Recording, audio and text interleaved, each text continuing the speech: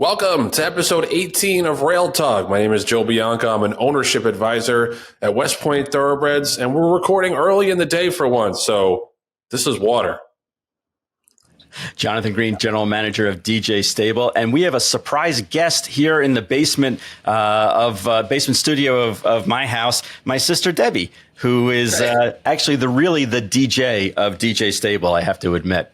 Looking forward to the show, Joe. We have an audience. I've always wanted to meet the inspiration behind DJ Stables because I know it wasn't John. No, definitely not. I am the afterthought for sure.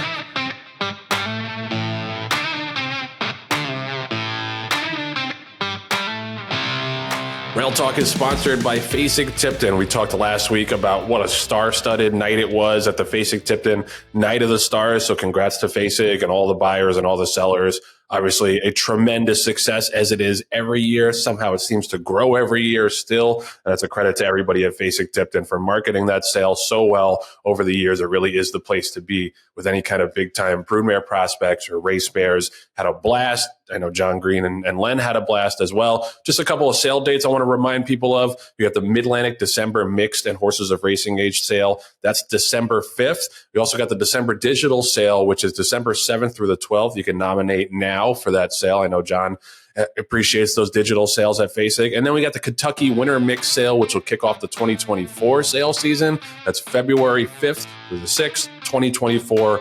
Enter for those sales now. So the big story this week was that racing actually got some national publicity, and it's been a while, other than, the Breeders' Cup and the Kentucky Derby telecasts. It's been a while since racing has really been reported on in the mainstream news, and as is usually the case, it was not a story that painted racing in a particularly flattering light. That's just how it goes in this sport sometimes, and I think that's why I say it's so important to have like a PR arm of the sport to be able to combat negative stories, because there are negative stories to tell, but there are positive stories to tell as well. That was my main beef with the 60 Minutes piece. To me, John, it felt like a story that should have been reported 3 years ago. Like, this was the story that should have been on TV right after the indictments dropped in early 2020. Like, it was basically all news from then. There was a little bit of a nod to HISA and the reform that's starting to come, but 90% of it was about the drug bust and about the cheaters that we're trying to get out of the sport. None of it was about what we've done really specifically to eliminate those cheaters, and also what we've done to make horses safer on the racetrack. That was the real disappointing thing to me. I think we all get our guard up naturally when racing is reported in the news, and especially like this. People have some problems with the story that I don't necessarily have, but that was my main issue, is that, we have done a lot of good work on making racetracks and racehorses safer. The data proves that. I don't know whether Lisa Lazarus and Stuart Janney tried to make that case and it just didn't air, or they didn't make that case. That was my main beef. John, how did you feel? Well, Joe, I think just to dovetail onto your point, it just shows you how, as an industry and as a sport, how insignificant we are in the grand scheme of things. We've been removed from the majority of newspapers. We've been, we're still, there's all kinds of problems as far as, like you said, from a PR standpoint, how our image looks. And the fact that it took this long for 60 Minutes to even do a piece on the industry. And don't forget, they interviewed Stuart Janney and Lisa Lazarus in June. So it was like they had the stuff in the can, and they were waiting for something else to happen in order to kind of put the story together. And of course, they're going to show the dramatic breakdowns because that's what's going to make people watch. It's like the car crash that you rubberneck as you're driving by. I thought that overall the piece was kind of balanced. I thought it was okay. It didn't really, it was tepid at best. But they were trying to sensationalize the breakdowns. And I thought the 4 breakdowns that they showed, it was unnecessary, egregious, and quite frankly, it made me sick to my stomach. It was revolting. You want to show 1 to make a point, I get it. You want to show 2 because it was 2 grade 1 races, not that they even know what grade 1 races are, but you want to show 2 big name horses that died, maybe. But obviously they showed all 4 in succession for shock value. And basically for effect, so that way they could have, viewers watch and comment about it. And that's kind of the way the world is these days. But, Joe, if they wanted to, they could have put some kind of a warning in advance, like you do with a lot of other stuff. I mean, how many times do you watch something on Netflix and before it comes on, it says, it says like sexual content, smoking and cursing. And that way, kind of what to expect.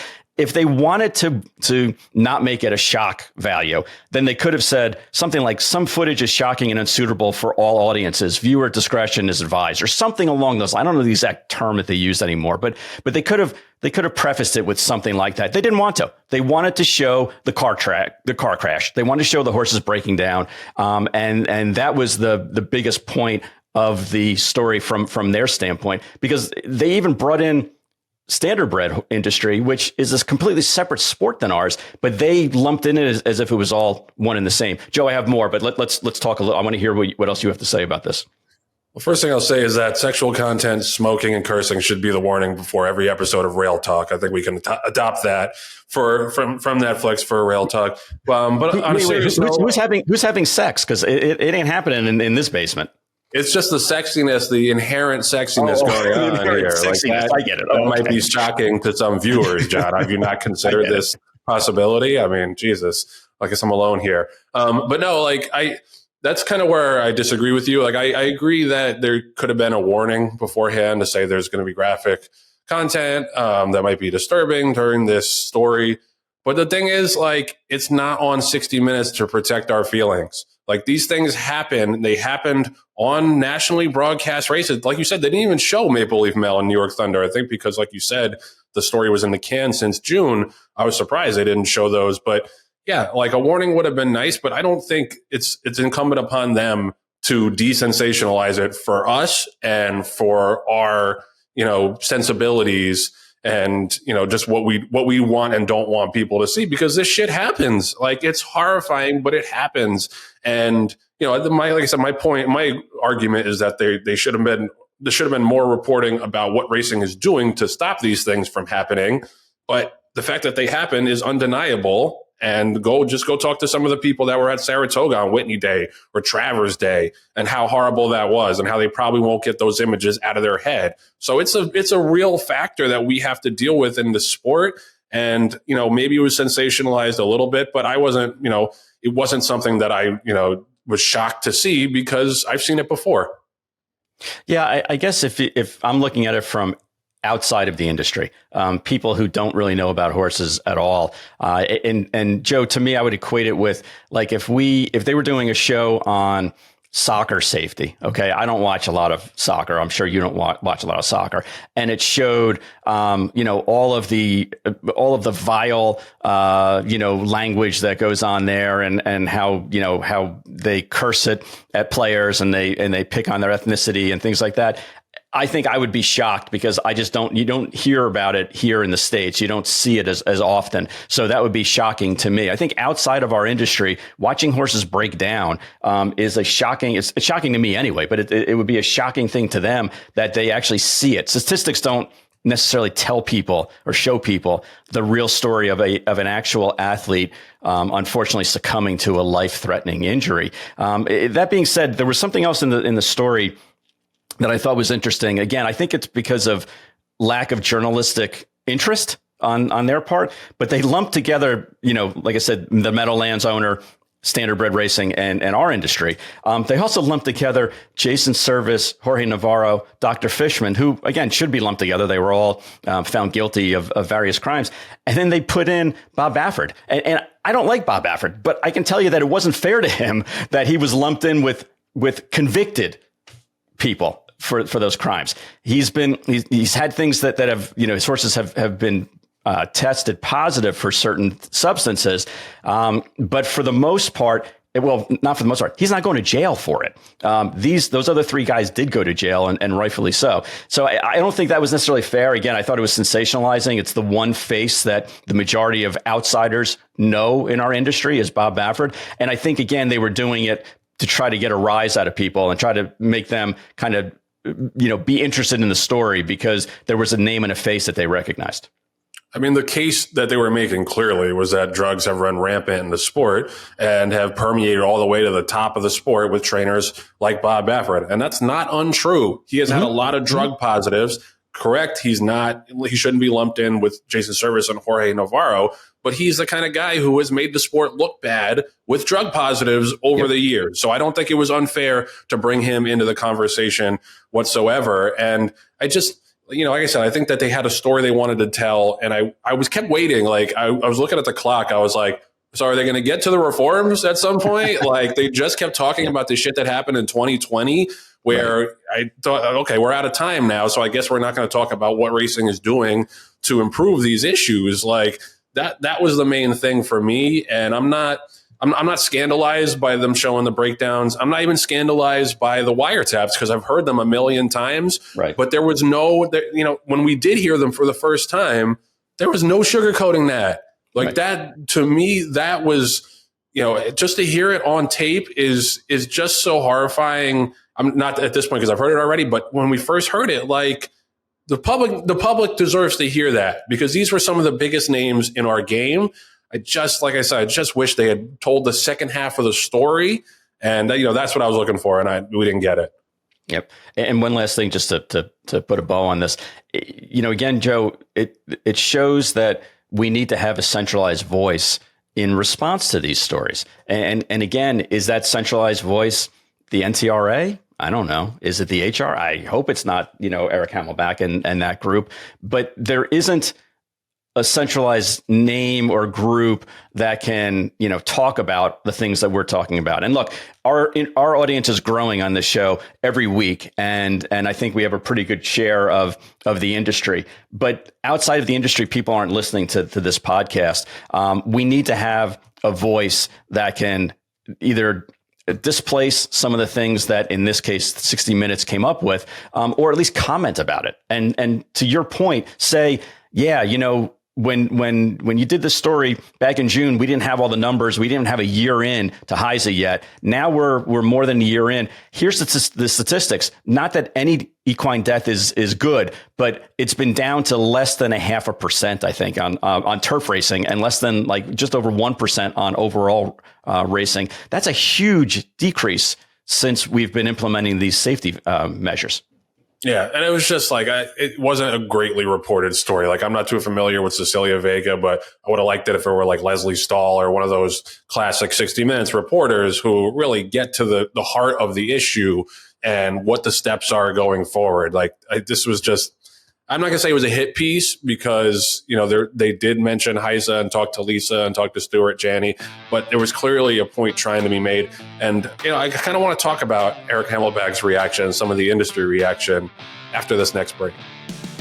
Rail Talk is sponsored by the Green Group. If you haven't checked out our interview with Green Group founder Len Green on the plane to the Breeders' Cup, go check it out now.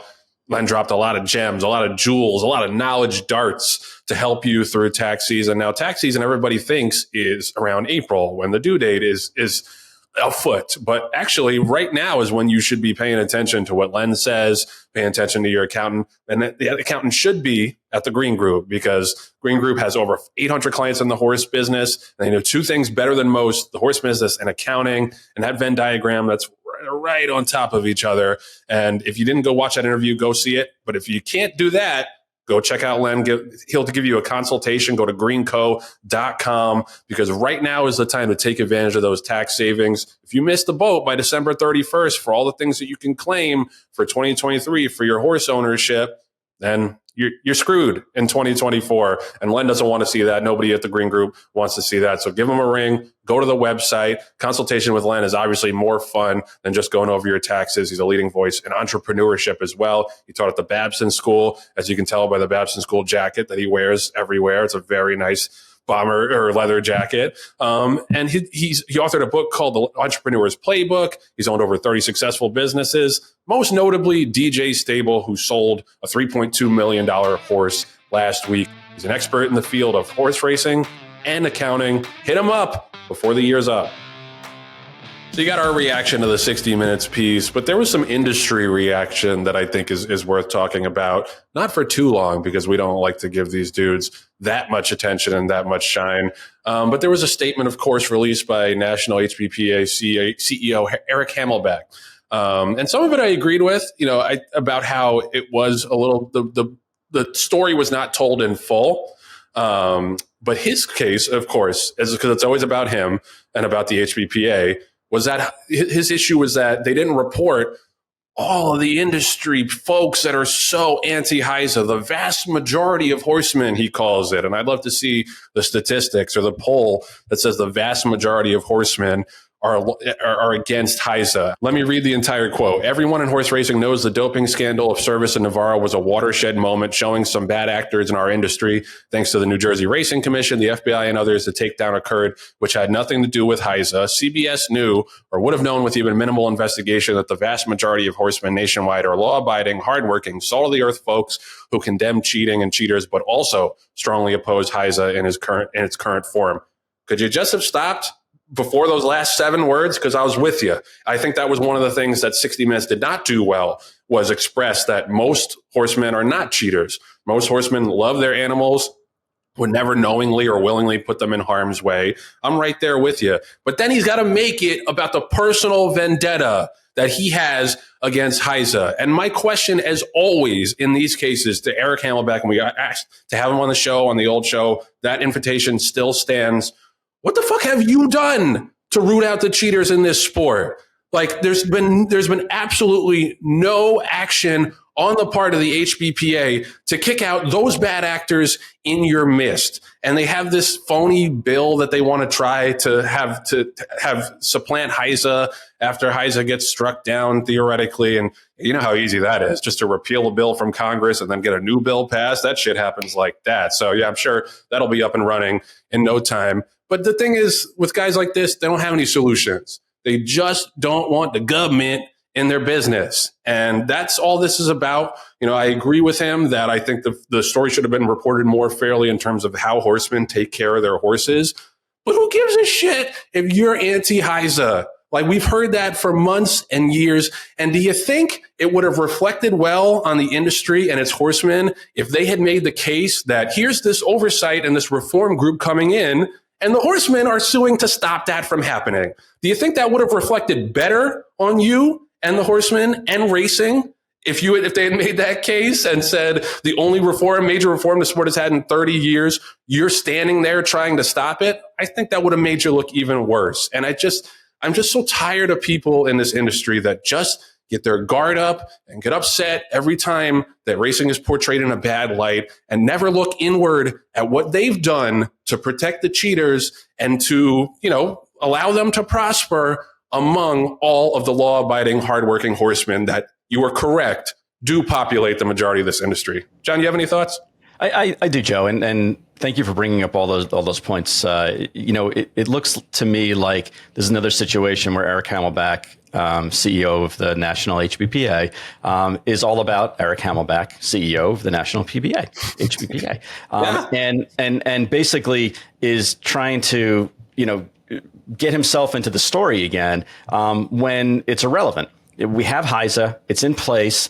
I listened to an interview that he did on our friend Steve Bick's show back in February, and he said that he wants uniformity done. He wants uniformity rules, and he's not trying to blow up HISA. He just wants to fix the rules because the rules were done hastily, and that this is the quote, 99.9% of the industry is clean. Well, I don't necessarily agree with that stat either, but let's just say that he's right. And it's 99.9% of the good people of the industry do things the right way. Well, then what the fuck are you arguing about? If it's 0.1% of the bad apples, that it doesn't make any sense. It's not 0.1%, first of all. But if it is 0.1%, then why do you need to have a multi-million dollar budget to try to stop the rules that are in place and try to put your rules in place that are basically essentially very similar? And it's annoying and it's frustrating, and it's another situation of an alphabet group that doesn't need to be in place anymore. Maybe 30 years ago, it was in place because they needed to have a centralized area. Horsemen needed workman's comp, horsemen needed support legally. And back then, it was probably a very viable and very important group. Now it's not. It's just not. And I know, we've paid into the National HBPA, and I've asked time and time again, I've gone on their website to try to find out, how it benefits me personally, as an owner. I still don't know. I don't know. They're not my voice. But we're we're automatically paying in on the majority of the races that we run in their jurisdiction. So again, it's a situation where it's like, here's a group that had decades to get the industry in place. Somebody else outside the industry needed to come in and clean up our mess. And now they're saying, well, wait a second. We were just about to do that. We were so close to doing that ourselves. Exactly. And you guys you don't know what you're doing. You don't know what you're doing because you're outside of the industry. You know what? We need people outside of the industry to clean up our own shit. I mean, he's old news. Like, this shit is old news. Like, they've been saying the same things for years. Like, we've been talking about this for years, and these guys still don't have a solution, an alternate solution. And they also can't point to anything that they've done to root out cheaters amongst their population, because they haven't. They don't care. Like, this is just about not wanting more regulations. And I'm always struck by these releases and these statements, because the phrasing is so familiar to me. And I think you'll know what I'm saying, talking about fake news, the media's bias, like all of this shit. It's a witch hunt. It's a witch hunt. Yeah, like, it's just, I think reasonable people close their ears off as soon as you say that. As soon as you start talking about fake news and the nonsense about 99.9% of the people are upstanding in the business, the vast majority of horsemen are against HISA. Where is your data to back that up? Like, it's a clown show to just say these things with no evidence whatsoever. Because like you said, John, it's not about any of that. It's about him and the need to still feel like a big part of this conversation. But we've moved on, buddy. Like, this is the time has been here to rally around something new. And maybe HISA isn't it. And maybe HISA will fail on its own, volition, or right. Yeah, maybe that'll happen. But it won't be because, we had this prime solution sitting right there for us from the HBPAs if we had just listened to them. Like, that, if that were true, then it would have happened along the way somewhere. And, I'm glad that nominally that someone's standing up for horsemen. But honestly, if these are the people that didn't root out the cheaters among you all these years, are they really standing up for you? Or are they letting people, run your pockets while just collecting dues?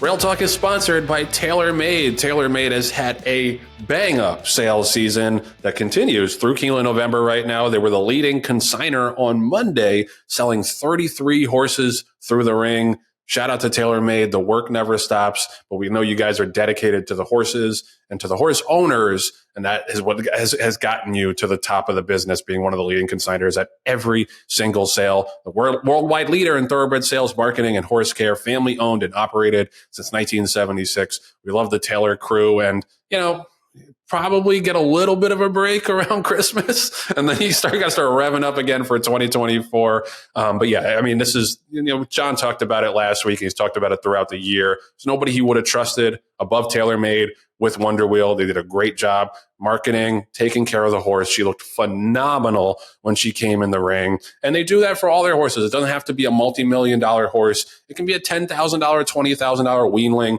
or yearling. They treat every horse as if they're the most important horse in the barn.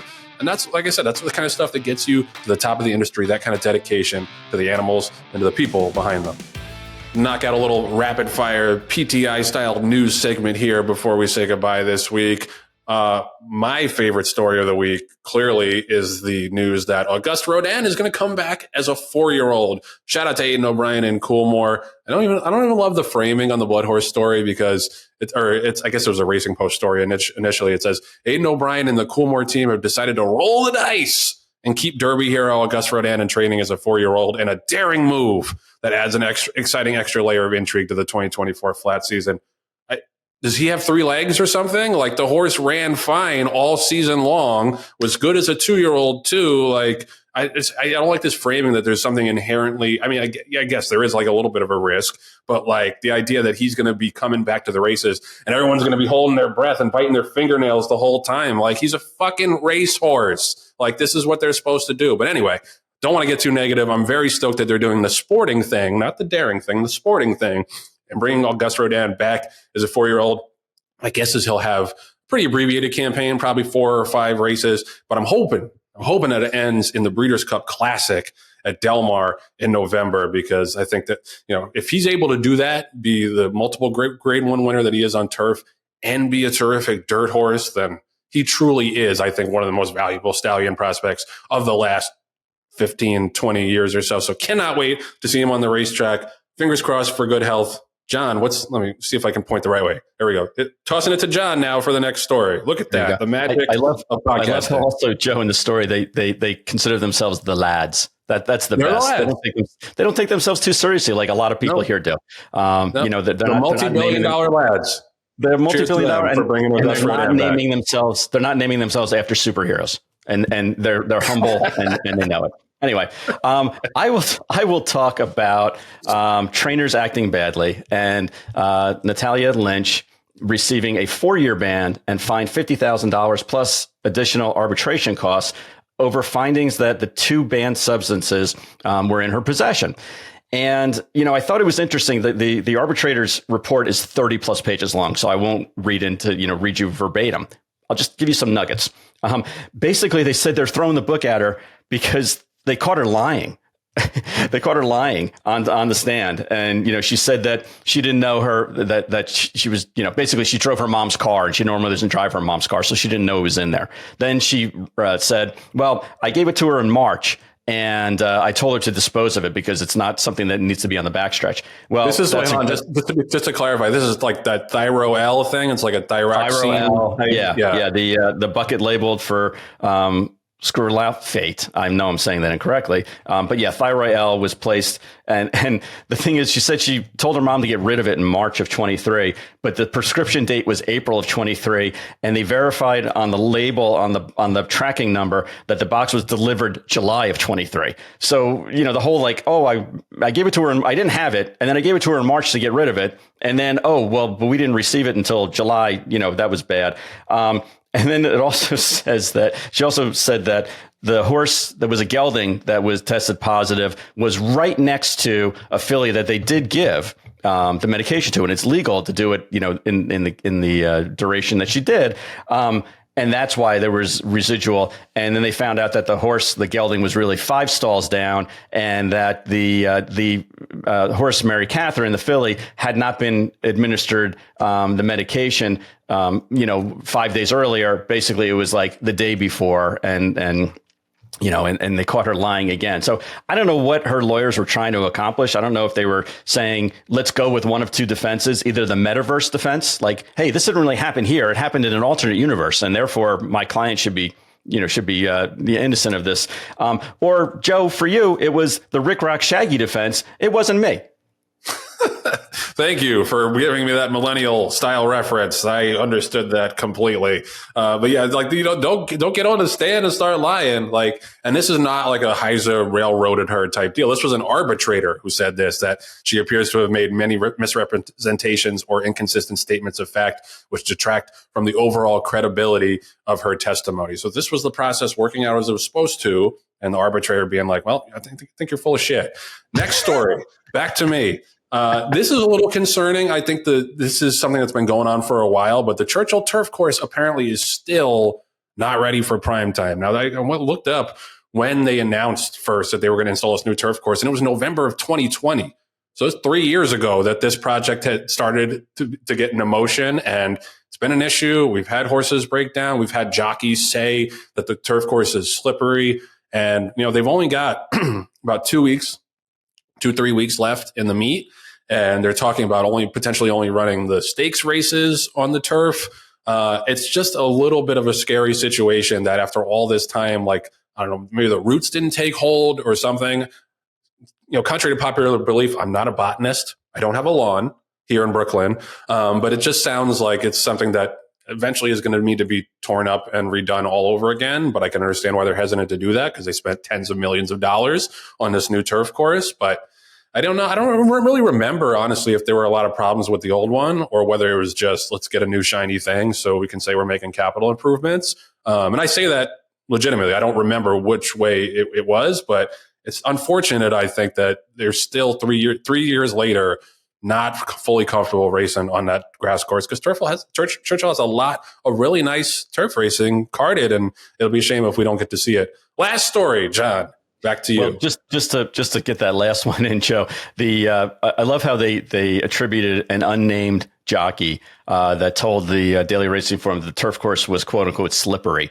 Is the unnamed jockey, is that like the son of undisclosed and anonymous source? Is that like the love child of their doing? No, it landed flat on its face. Okay.